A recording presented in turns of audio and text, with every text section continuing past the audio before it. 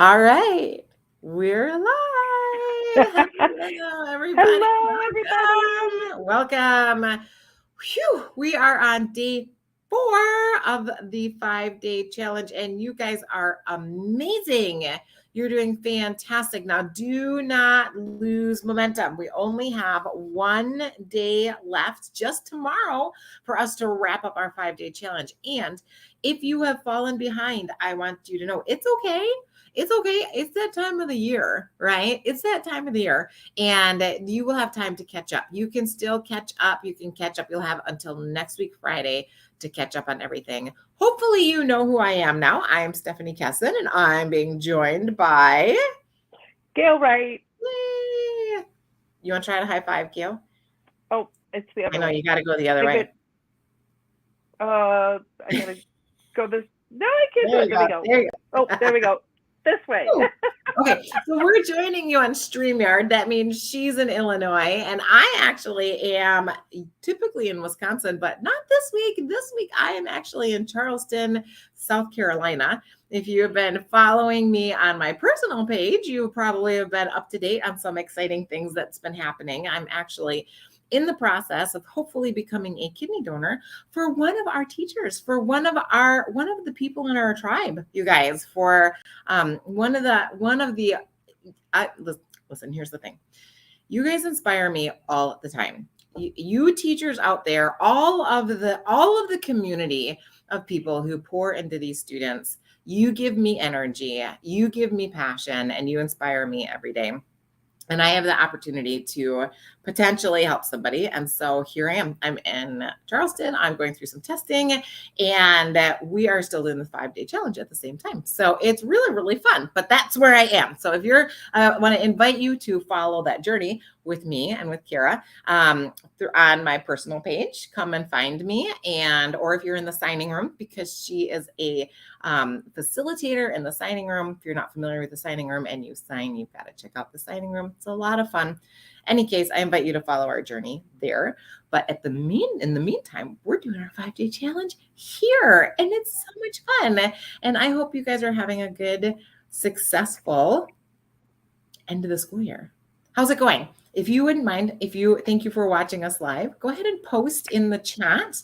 How is it going for you? And do us a favor. There is a button. I don't know if it's up here or down here.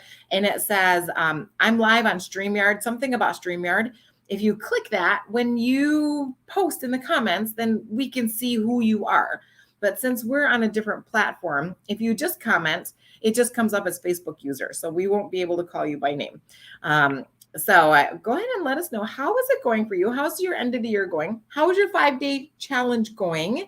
Did you post your win yet for day 4? Day What 4. is your win? Day 4. What is your win so far with our 5-day challenge? We would love to hear that.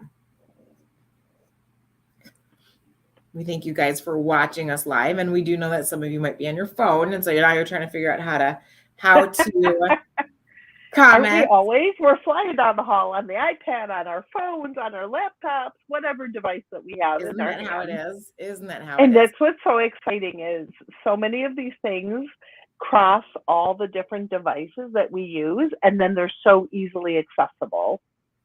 Thank goodness for the cloud. I was just thinking recently, like, what did we do before the cloud when we were still I'll tell carrying you our what. jump drives and our I'll tell you paper what we did. binders and all of that? I used to have paper, and I used to actually go to a phone that was attached to a wall, and I'd call my voicemail, and I'd find out who needs something, and that people were a little bit more patient. Like now, I get frantic emails or texts like so and so's FM is broken. Can you fix it? And the expectation is that I do it now, and Yeah. I can because of technology. But back in the day, people actually had to wait. I know. Oh no, don't drag yourself across the finish line. You got it. You got this, right? You got this. Thank you, Lisa. Yeah, we're all in this together, Lisa. and we are really excited to be able to help you run into the finish line, like with your arms up saying, I got this. I got this, and help you out. And at the same time, we're giving you the lesson plan so that you got it all ready to go. And we're giving you the data so that when you have those meetings, you got it ready to go. And now we're lining it up for you for the fall so that when the fall comes, you got it ready to go. You guys, if you do these things, these activities, you get yourself set up for the fall, the chaos of the fall will just be so much better. Summer. You will be able to enjoy your summer again without stressing out about all the things you have to do in the fall. So yeah, you'll get the, what's it called? Like the Zen. The Zen. We should call this, it Lisa. Zen challenge. That's what we should do. Call it next year. All right. So we are here to talk about your questions. We've had a couple questions come through on Facebook, but and we're going to address those. But if you have a question that's popped up now, then you can pop it up right into the chat and we will address it. But let me just kind of pull one up that we got right away. And it is about the forms. And actually, our conversation on the forms, we just gave you this much when it comes to forms about what we can do and what we want to talk about and how you can maximize the forms. So we're going to talk a little bit more about the forms. Gail, the question is, I thought I could put it over here, but I can't. I'm just going to read it. The question is there an easy step for the data from the Google Forms to be sent to 2 teachers sharing a caseload? So not the form itself, but the data. The data. So there's 2 pretty easy ways to do it. One, you can make those other 2 people a collaborator. Let's talk it through. Let me see if I can share my screen. That's perfect. And you guys know how to do that, hopefully. If not, Stephanie's going to try and open one up. I'm going to try. She's trying. Here we go. So it's coming. Okay, here we go before I say any more. Okay, so. You got it? I hear you clicking. Can you see it? Okay, there we go. Okay. So in the top right corner, is it that they'll drop down? Yep. You see where you go down and it says add collaborators? Click it. And then you add those people that need to see your form. And when they're a collaborator, they have full access to everything just like you do. The other way, Stefanie, get out of there, show them. So go to the responses. And then at the top right, it says view in sheets. And it turns all this data into a Google sheet. So if you think that your awesome collaborators might screw up your form, because they might, just share the sheet with them. Go ahead and open that, Stefanie. And it might ask for Can you see it? I don't know if you can see all my windows. But it's, nope, I still see the form. Oh, okay. Nope, I still see the form. Sorry, I just here we go. I got it. Here we go. There we go. How's that? Okay. There we go. So now here's the form as a Google Doc, but it's in sheets. So then you can share that with the people who you want to collaborate with. Okay. This is it's a lot to read through, and then you can share it there. So that's another way. Go, Stefanie, back to your form and show them the cool, graphy stuff. So under responses, it will summarize it. And you've got pretty little bar charts. Sometimes, there you go. Here's a bar graph. You can share this data with the people who need to see it. Questions about that? Are you guys super excited? I love the little graphs, but in order to get the graphs and the pie charts, you have to set the question up correctly. Right. You don't want it to be an open-ended question. No, if it's an open-ended question, all you're going to do is get paragraph, paragraph, paragraph. But when you show them the question, Stefanie.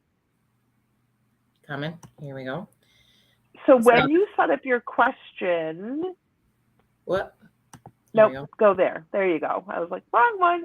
When you set it up to be like level 1, 2, 3, every time, or keep going. Oh, So you this, had some that are like percentages.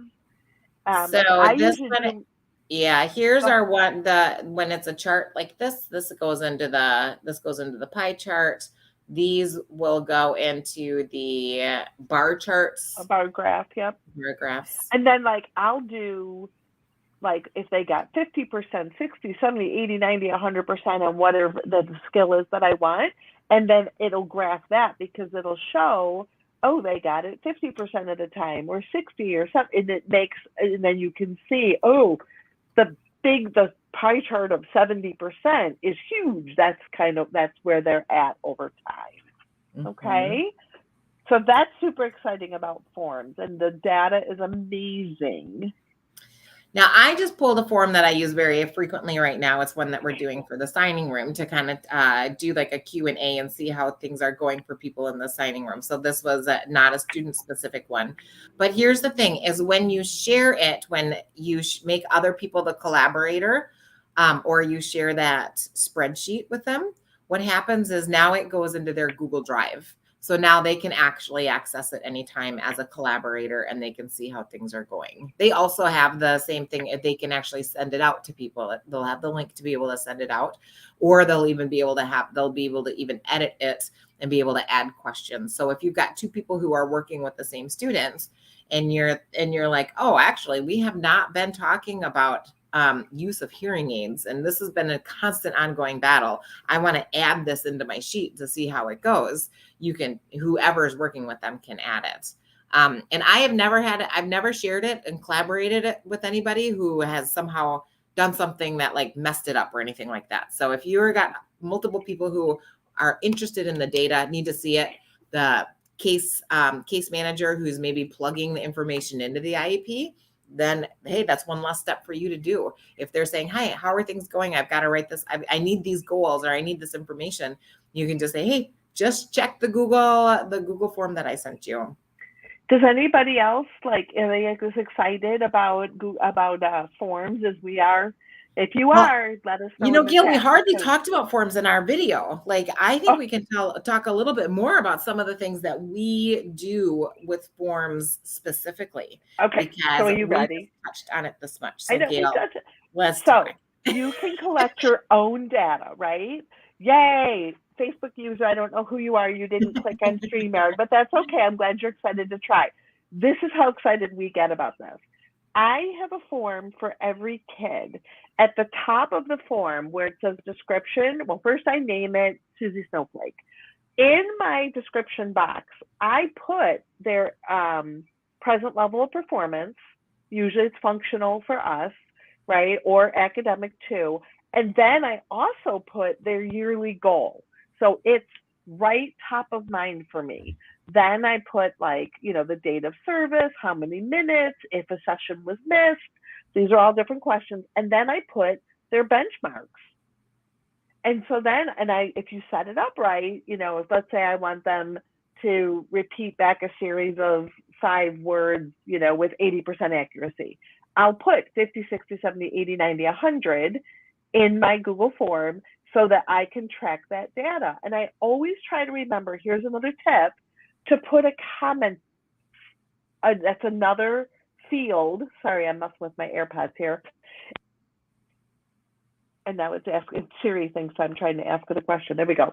If I always put a comment, because sometimes I don't work on that goal because something else came up or they just didn't fit, or we talked about something different, but I want to prove that I'm actually doing something relevant with the student. So I always put a comment box underneath my goal. And then I have my goal 1, goal 2, goal 3, boom, done. We will get into how to link that into your calendar events so that it's easily accessible, but I'm going to just tease you with that. Another Google form that I use all the time is an assessment. How many of you guys are familiar with Lynn Price's steps for success? Oh, I love that. That is love steps. Yeah. Imagine a form you can make a quiz, and you can make them into quizzes, and it will self-grade, that assesses their knowledge of everything that we want them to know. Just saying, I might do that. So I use this as a baseline for what their broad knowledge base is, from hearing, technology that they could use, reading an audiogram, knowing and being able to describe their hearing loss, what's an IEP, who's on your team, how does sound move through the ear, describe your hearing loss, what technology is available, what are 3 difficult listening situations, and then what are 3 solutions. Then I get into like transition stuff, right? And I know that my 5th graders, they don't know the high school and transition stuff. That's okay, because I have a number, I have my baseline data, and I can show growth. Maybe they only get 30 out of 80 points in 5th grade, but then in 6th, 7th, 8th, all the way through high school, we get up to where they're getting 70, 80 questions right. And then you can easily see what they know and what they don't know. Yeah. So it can kind of become your pre-test and your post-test at the beginning of the year and the end of the year, right? Or the end of the year can actually be where you start next year. You can start it here and know where you're going for the fall. You know, I use it for my 3-year reavals. Oh yeah, I love that. That is a great idea. And one of the things that I like to do with forms is one of the tricky things is we write. I'm curious, put in the comment box if you write self-advocacy goals for kids when they're in the gen ed, but you don't have any idea how they're actually doing in the gen ed, right? Anybody have written a goal like they will raise their hand, or they will ask their mainstream teacher when they don't understand something, and they will use communication repair strategies. And you're like, I'm not even there. I have no idea how that's going. They're supposed to do it 70%. Well, you can actually make a form that measures this and talks about it, and you can send that form to all your gen ed teachers. So they are filling it out and you are getting it back. You're collecting the data for it. You can do that. The other thing you guys know, hold on, when you ask, is the child raising their hand? Are they asking for different lighting? Are they asking for captions? Not only is it for the child, it raises the teacher's awareness that that's what you're looking for. True. Because how many of us get, oh, they're fine, they have their hearing aids in. Oh, they're fine, they sit up front. That's not what I asked you. I asked you if they're doing the things that I've been teaching them to do. And so when you ask them, did they raise their hand? Did they get notes from you? Did they ask for clarification? Did they adjust the lights, whatever, right? Like all the things that we want them to do. The teacher's awareness is so raised because now they're looking for specific skills. Mm-hmm. And I recommend you put it on some kind of scale. So you say like almost never, sometimes, frequently, all the time. Put it in there somewhere so that if it happened like twice, if it's happened twice in the year, the teacher doesn't say, oh yeah, she's done that. You can, kind of get a sense of how often it's happening. Game changer. This happens. I send those out like every quarter, right? Just to kind of keep, or some teachers, I send it out every week just to kind of keep that measure on the students and keep their front of mind on it. You can also have kids use a form of, in this class, did I do anything? I have a Google form that says, what did you experience this week? Listener, speaker, environmental challenge. Describe the challenge that you experienced. What did you do about it? And I have all the 13 tools listed. Did you do any of these things? Are you happy with how'd that work out for you? Yes, I love that question.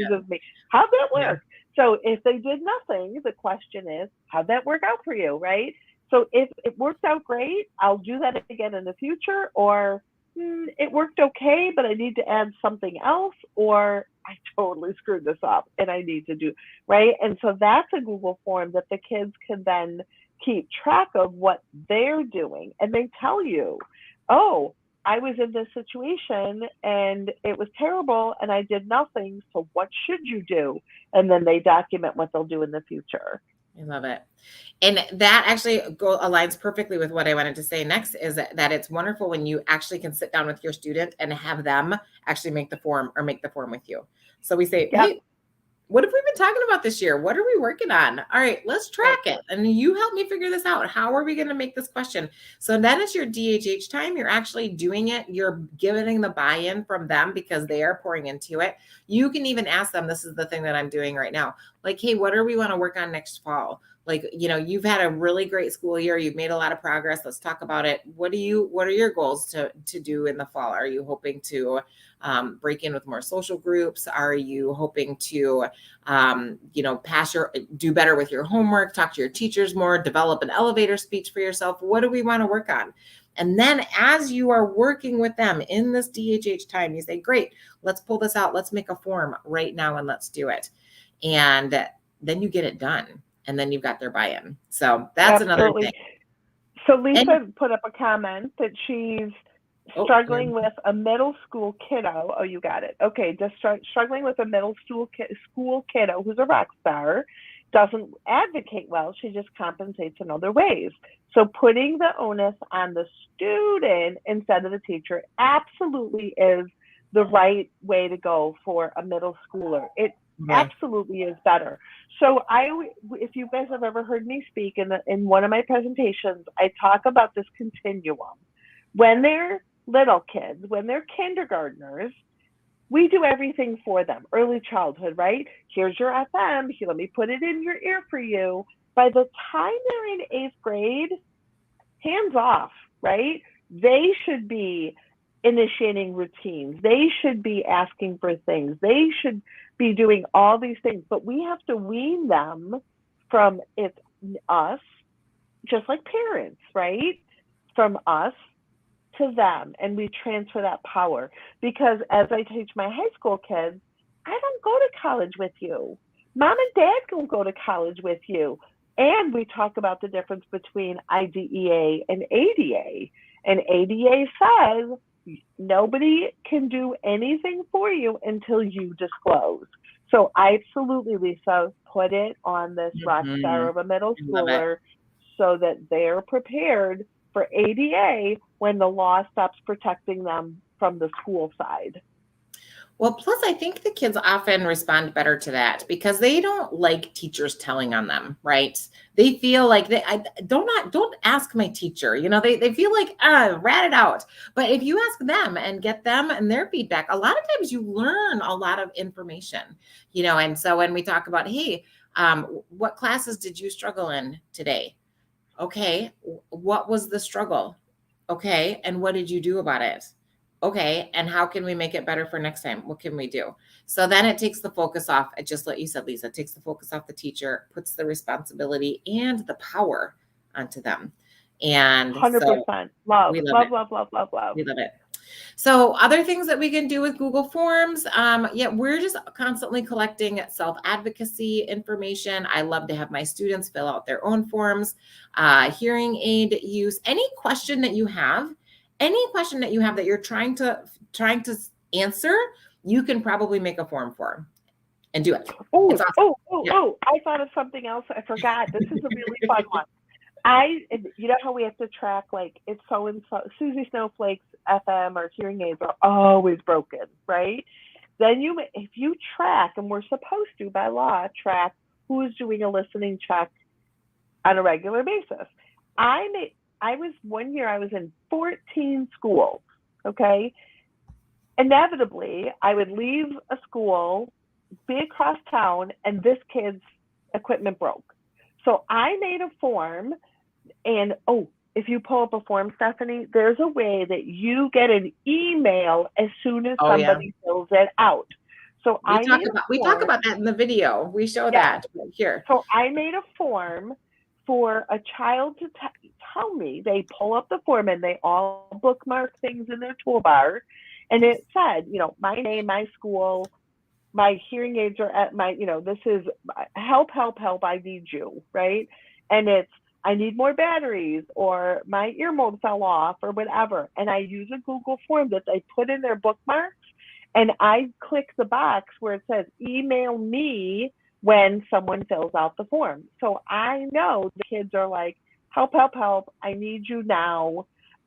It's amazing. Yeah. Hi, and so if you're wondering where this is, It's under responses. So you think, I want somebody, I want to make sure I get an email anytime there's a response. Cause sometimes I'm like, where is it? Where is it? So you go under responses, you go in the 3 little dots right here, and then you check get email notifications for new responses. So you want that anytime you're having anybody else fill out the form. I also ask all my sifter questions. I put it in a form. And I say, these are questions from Karen Anderson Sifter. Please fill this out. And then I don't have to have them fill it out of the paper. They fill it out, and then I get an email that says it is. And then here I go. I've got the beautiful graph that shows how. Whoops, where am I? I've got the beautiful graph that shows. There we go, under summary. That shows, what the needs are. So again, anytime you're collecting any information, you can do it through a form. You can do. We both have done where I totally give Karen Anderson credit and say this is adapted from the Life R, and I take the Life R because teachers want the Google form. That's what they're used to doing. And so I give full credit, and they do Google Forms, and I don't want paper. I just got a Life R, and it was in the mailbox for 3 weeks. Like, I don't go to that mailbox, right? Like, they're like, here's the thing. The teachers don't want paper either, you guys. They don't. No. It goes in their desk, and then it gets buried, and then they forget where it is, and then they forgot all about it. If you send an email, ask them to include the link, and then you can just keep sending that email. It'll much more likely get done. Awesome. Good. Okay. Yay, got it. Good. Okay. Got it. Don't forget that email me, because otherwise you have to go and check forms all the time. And I love something I just said, but I don't know if you guys caught it. If you have a student doing a help me form, put a bookmark in their toolbar so that they don't go, I don't know where it is. You can put it right in their toolbar so it's easily accessible for them. Yeah. Awesome. And there's a way to do a shortcut too, and you can actually make it an icon on your thing. So if you are wanting to do that, what I recommend is that you Google, how do I make a shortcut? And then you put it out there. So that is really another great. We're not teaching them how to make a form. When can they learn from us how to actually make a form and put all these things in? Well, that's in the email. So in your email that you got is that extra video that is how to actually make the form. So we go through step by step how to make the form, how to do a brand new one, and how to set it up for yourself. So, and by the way, you're in the emails that you're getting, you should see that at the bottom of the email are all the other emails. So are all of the other links for all of the other days. So you should see that in there. Awesome.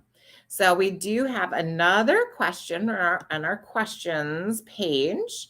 And this is from Jacqueline. She said, I think I will start using this form with some of my consult students.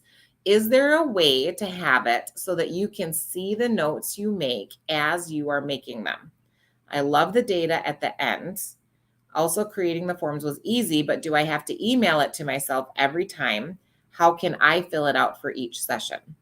So this is a quickie. Okay, this is what we like to maximize your calendar. We talk about that a little bit for this challenge, but this is a great warm up for our next challenge at the beginning of the year, which is kickstart the school year. We take all of this stuff and then we go the next level up and we do more of it and we get it ready. Because now you'll be running, your beginning of the school year will be much, much easier. In about October, we go, okay, now that we've got our feet on the ground and we're running, we want to really launch it. So let me show you a couple tips that I like to do for this. Share my screen. Again, this is just about maximizing our calendar. Tip 1. So inside your calendar event, what you want to do, you've got your questions, you've got your form, and you're filling this out or you're having your student fill it out. What you do is you're going to grab the link. Whoops. Go to the little eyeball. Because otherwise you're in the... Yeah. Well, no, I usually go to send. I do it through when I click on send here, and then I grab the link right here.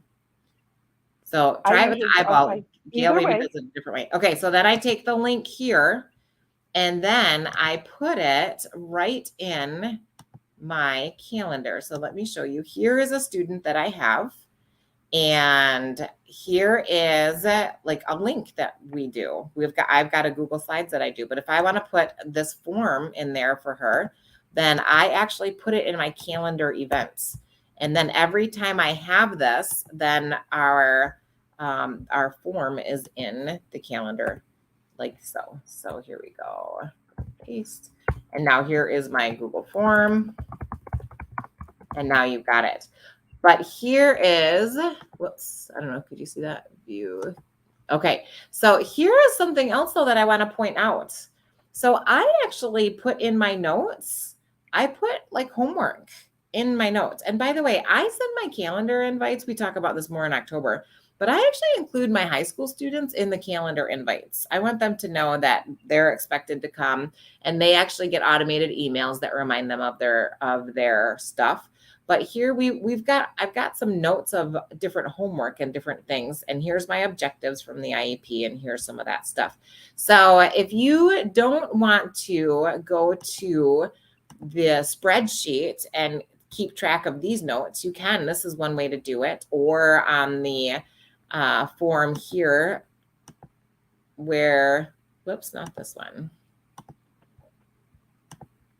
Jacqueline, you're perfect. No problem. I'm so glad you started making forms. And Yeah. yes, I have a separate form for each kiddo. And I have, so my Google Drive, I have 22, 23, and then I have the schools, and then I have the kids. And within their folder is their copy of their own form. So I have like a master blank one, and then I, edit it and save as. And yeah, sometimes you only see a consult kit a couple times a year, but you still have your form and you're documenting that you touch base or whatever, if you talk to teachers or when you dropped off materials and stuff. It's perfect. It doesn't matter if you see them once, every day, 4 times a year. It's perfect. That's awesome. That's what I do too. So I make a copy just like you did.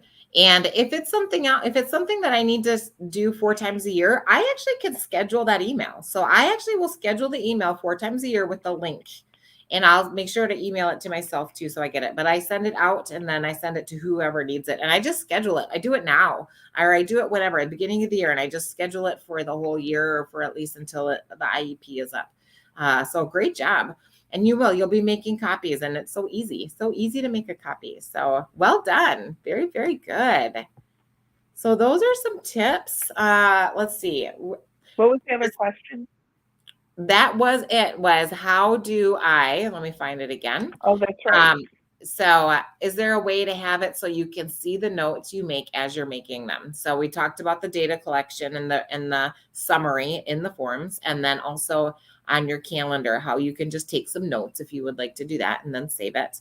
Also, creating the form was easy, but do I have to email it to myself every time? No. So you just want to take the link and you want to put the link in your calendar. And then we get more into calendars of the next 5-day challenge, but you can repeat the calendar every Monday or however often you see the students. So then you never have to email it to yourself ever. So that's that. All right. And Jacqueline's got another comment. Awesome. Mm-hmm. I use my calendar all the time, but it's shared. And I usually have a Google Doc where I just put the notes in from each session. Yeah. But I like the graphs because it makes it easier to know. Yeah. Absolutely. And when you share on your calendar, any of those links that are in there that are in your calendar, you can set the privacy settings for those links. Now, if you're like, I want everybody to know what I'm doing, but I don't want everybody to see the data, that's okay. The link that's connected in the calendar has privacy settings, and the only people who will be able to open that link are the people that you have allowed into that Google Doc. So, that brings up a really good point too about FOIA and what you type. Just remember, everything in your school email, on your school drive, is searchable, findable, and FOIA-able, right? Like the Freedom of Information Act. So I always keep things factual in my anecdotals, in my comments on my Google Forms. Just remember that somebody else could be reading it. In all my years of teaching, I had one really almost scary, like we're going to go to court situation. And a special ed director called me in because she was kind of debriefing with everybody. And the first thing she says to me is, "Wow, Gail, you're so professional in all your emails." And I was like, oh my God, right? Like she was reading my entire district history. It's out there. So that's just kind of in the back of your mind when you're doing a Google, you're doing your anecdotals, when you're making comments in your Google form, remember someone can read it. And if, God forbid, I hope you never end up in a due process or anything, it is findable and people read it. Yeah. I'm just going to go back real quick to Jacqueline because she commented that she uses her calendar a lot, but I know the calendars are tricky because it's not like you see a student every Monday, right? You've got A days and B days, and then you've got the schedules that change. And some people are on a like 7-day rotation or a 3-day rotation. And you're like, oh my gosh, how can I make anything? Like you're literally making your schedule up probably week by week. There is something I do want to share with you and show you how you can hack that and make it a little bit easier. And you may already be doing this. And if you are, awesome. I'll show it in case it's new. So when you are making a event in your calendar, you can duplicate the event. So when you duplicate the event, it takes everything that you have just done and you can just change the date, but it saves all the information that you have. So you're not having to redo the calendar every time. The other thing that you can keep in mind is if you are on like a certain 5-day, 7-day, 3-day schedule, then you can adjust it so that it is repeats every 7 days or however many days is that rotating schedule. And then the other thing is when you change it, it will ask you, like, let's say it usually used to be, it starts on Monday and then it goes every 7 days. So you have to include Saturday and Sunday in there. Make sure you include that. But then let's say, oh, now it was Labor Day or Memorial Day. And so now everything is adjusting a day. Then you just go in and you take that day and you adjust it from Monday to Tuesday.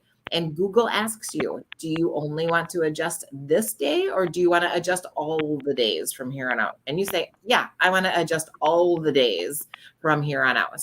And then it does, it adjusts it for you. So it makes that whole scheduling thing a little bit easier. And I know it is a nightmare. Now, did I share my screen? Were you able to see it? You see that. Awesome. Another comment from somebody who switched Gail, I think you're kind of cutting in and out. I don't know if your AirPods are, is that me? Uh-oh. Is anybody else getting her cutting in and out? How's that? No, well, I think it might be okay. Go ahead, just keep talking. We'll push through. Pull up the last comment. Pull up the last comment. Here we go. Okay. Yeah. Okay. So we are getting confirmation that you are cutting in and out. So you may want to just take those AirPods out and just maybe that's mine sounds like that went up my batteries. Okay, so I switched from to a Monday to Friday schedule so that I could schedule my entire year. It also makes it easier for the schools as they know I'll be there every Monday. For example, I have schools on 4 days, 7 days, and 14 days, and that's worked best. Awesome. Yeah, I think, for us itinerant teachers, people don't understand the juggling that has to happen when you're going to multiple schools that are on multiple schedules. And now you've got elementary students and high school students. And just meeting your minutes because of the schedule alone can be a challenge. Absolutely. All right. Thank you. Okay, good. So we've got time for more questions, you guys. Jacqueline says, I saw that today and I figured that I would be using it going forward. Wonderful. I have some schools on 7-day and some on a 14-day. I also have to avoid the days that the SLP are on. Yes, yes. Now, if you can share schedules, or if you can invite the SLP into your day so she knows when you're going to plan on coming, or vice versa, if you can see when she's going to be there, then that helps too. That helps too. It takes a village. It takes a village. It does. It does. Oh, Gail, now we lost you all together. There's no mic. Here, how's that? You know, one thing I love about tech problems, okay, we get a glimpse of what our students experience, right? When their hearing aids are cutting in and out, or when their FMDM, whatever you want to call it, is cutting in and out, we get a little taste of what that's like. Or when there's no sound at all, we get a taste of what that's like.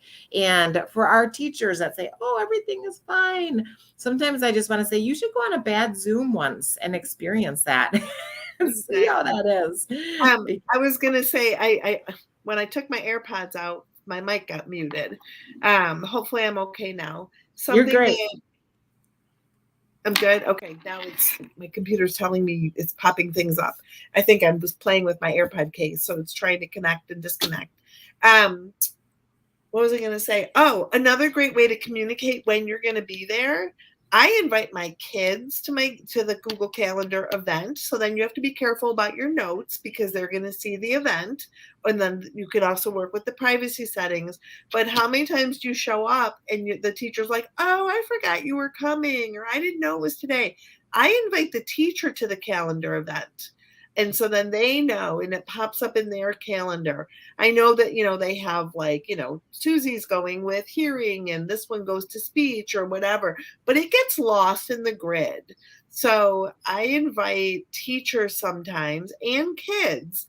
And so it's in their calendar. And it teaches kids how to use calendars. Yeah. I can't tell how many times it was like the end of the year. And these were two really high functioning middle schoolers. And I was like, you guys, how is it that you forget this or didn't know about a homework assignment? I'm like, your teacher uses Google Calendar. And they're like, they do? Teachers, luckily, tech has elevated, but we don't always teach the kids how to use everything. We think that they're born with a cell phone in their hand. But I had kids, middle schoolers, who didn't know how to add an event, how to add an alarm. Because I'm like, you're forgetting to come and I'm having to hunt you down. Set a reminder. They're like, we don't know how. I was like, how do you not know how? Because we're just throwing this stuff at them and not teaching them necessarily how to maximize it and use it. Yeah. Awesome. Which again, we do go through you're muted now, Stefanie. I am? Yeah. Can you guys hear me? I can't hear you. Okay. Can anybody else hear me? Oh, Can anyone else hear me? Because I think. No. Uh-oh. See, this is what the kids go through. This is what Stefanie was talking about. Yeah. Yeah. You Gail, hear her? You. I don't. They can all hear me. It's you. Okay. Whew, thank you guys. I was starting to panic. Okay. In any case, this is a hint of what we do go through in our October challenge, which is called Kickstart the School Year. So we definitely want to have you keep your eyes open for that. And remember that we are just touching the surface for you with all of that we're doing for these 5 days. If people are like, I want more. Well, guess what? This is some of the stuff that we do in the Professional Academy. If you are already a Professional Academy member, I want to encourage you to join our super groups. Our super groups gets together and you just get to talk through things. You get to teach each other things. You can share resources. You can learn how to do different hacks. And then we've got all of the additional trainings that we have and other support ways to be able to go more in depth into this. So just know that there are other resources to be available to you. We will be talking more about that next week. And for those of you who are in the Professional Academy, if there's anybody here who's in the Professional Academy, go ahead and give a shout out and let us know that you are. And as we are running through, I'm curious, how much more time do people have before the end of the year? Gail, how many more days in your end? 13? 13. Oh, yeah, you're muted. You're muted again. She's going to have to sign. There we go. One of my districts ends June, the Monday after Labor Day, Memorial Day, whatever. Memorial Day. What is that, like the 29, 30, whatever that is. Yeah. But then we have another district that goes all the way until the 2nd. So June. yeah. Okay. Their last day is that Friday the 2nd. So another whole week. And I know we've got some of our friends who are off already. They're done. They're done with their school year, but they can still do this stuff. They can still, as they're wrapping up the school year, that you can still work on this. Oh my gosh. 6 more weeks. I'm so sorry. 27 more days. Yeah. We are all over the place. For those of you who have 6 weeks, actually, in terms of being able to incorporate some of these things, you are now set for your lesson plans for the rest of the 6 weeks, right? The rest of the 6 weeks, which how nice is that? Because as you're going to schools now, you've got the end of the school year programs, you've got end of the year parties. You're like, oh my gosh, I only have a few weeks left and I've got to do all these things. And now you're on a field trip. Nobody told me. And you're dealing with all of those end of the year things. So a reminder, you guys, that you're not in this alone. You're not in this alone. Here we go. Yeah. The weather won't be any good until then anyway. Yeah. As long as the weather's so bad, true. You might as well be at school, right? It's so true. And like we go back, or I think the high school, I heard something horrible. Teachers report August 10th. It's still beautiful because they end. They've got one more week and then finals. So they end before Memorial Day. Wow. It's not that nice yet, right? But then you're back in August when it still feels like summer. So I don't think the ending early thing is all it's cracked up to be. Not for you. Different people. My husband used to always end early. He loved it. He thinks, oh my gosh, going all the way till June, that's miserable. Not me. But anyway, we want you guys to know you're not going through the end of the year on your own. If you're feeling exhausted, I want you to be able to connect with each other in the community. Let you know that you've got people in your tribe, you've got resources, you've got different trainings, you've got different tools, and we are in this with you. So if there's anything that we can do, we just want to point you back to the community and let you know that you are doing an awesome job. B, it can feel very lonely out there, but you are not alone. You've got a whole great community of others who are with you in the race, and we are making it to the end. The finish line is in sight, and we are here to walk you through.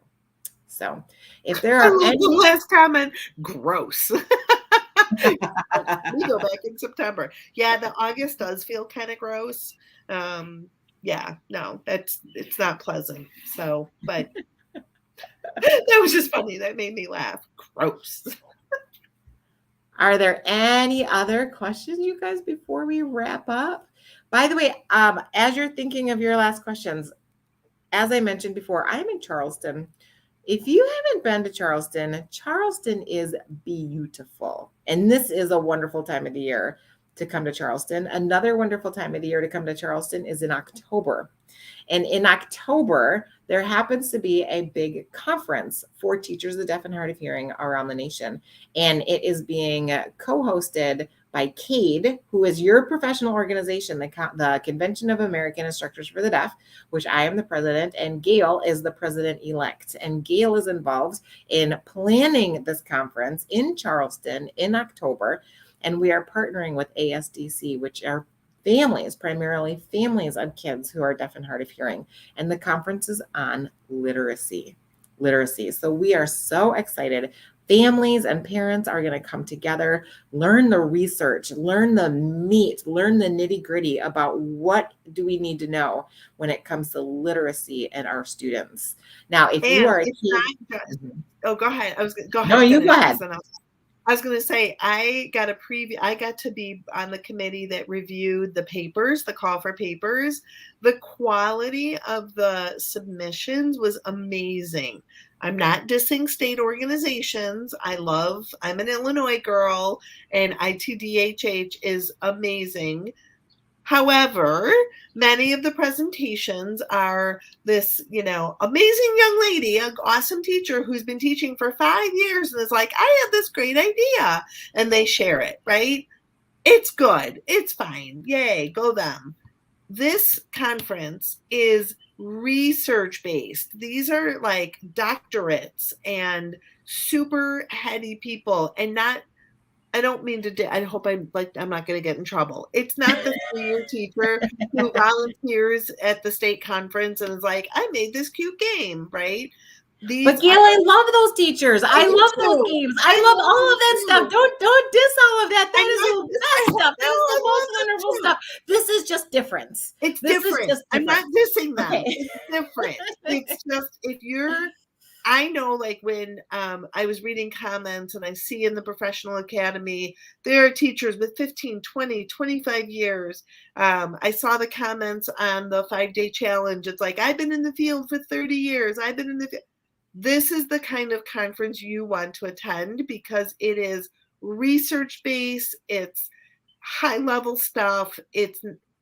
It's different, right? I'm not dissing the state conference. I love the mega takes. I love the I new do stuff. I too. love all of that. This is just different. So this is Different. going to be so that we're partnering CADE. Now this is not the online itinerant. So this is my shameless spiel for our professional organization. So this is different. Okay. So our professional organization is co-hosting with ASDC, the American Society of Deaf Children, in Charleston. It is not online. It is in person, which is good because we need to get together, people. We need to get together. And there are Airbnbs available, lots of Airbnbs for hotels. It's going to be a fabulous event. And if you are a CADE member, here's the shameless plug. If you are a CADE member, $35, you save $150 off of your registration. So, and CADE, by the way, we are relaunching CADE and we're doing some pretty amazing things, especially for those of you who are into the research and you want to know what's happening with research. We're doing some really exciting things with the research committee, the conference planning committee, and we're relaunching with new bylaws. We've got our member meeting coming up. If you're not yet a member, you definitely want to be a member. Come and join CADE. You can check it out, cade.org.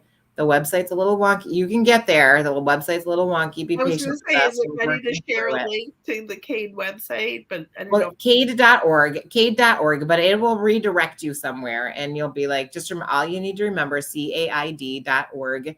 Ignore where it redirects you. That's getting fixed. But there's a lot of really exciting things that are going on. And because we're relaunching, we've got a reduced rate to join, $35. Well worth it. So I'm going to enjoy Charleston for another day before I head back to cold Wisconsin. And we're going to wrap up our 5-day challenge tomorrow.